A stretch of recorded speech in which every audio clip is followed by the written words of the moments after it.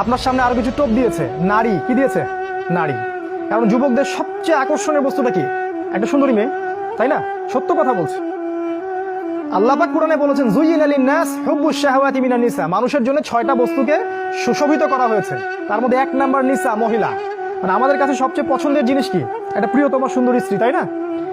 এই মেয়েদেরকে নগ্ন করে আপনার চারপাশে এরা ছড়িয়ে দিয়েছে। স্কুলে যাবেন নগ্ন নারী, কলেজে যাবেন নগ্ন নারী, চাকরিতে যাবেন, যেখানে যাবেন সেখানে, রাস্তাঘাটে হাঁটবেন, সব ন্যাংটা হয়ে ঘুরছে।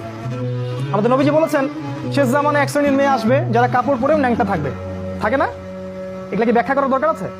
নবীজি বলেছেন তারা জান্নাতে যাবেও না, জান্নাতের গন্ধ কখনো পাবে না। কে বুঝাবে এই নারীদেরকে এই কথাটা? তো এই নারীদেরকে আমাদের চারপাশে এরা সহজলভ্য করে দিয়েছে। আর আপনি চাইলেই জেনা করতে পারেন, অল্প টাকার প্রয়োজন হবে। স্মার্টফোনে জেনা করতে পারেন, সেলফোনে জেনা করতে পারেন, প্রেম অ্যাফেয়ারে জেনা করতে পারেন, বয়ফ্রেন্ড গার্লফ্রেন্ড এই ফ্রি মিক্সিংয়ে জেনা করতে পারেন।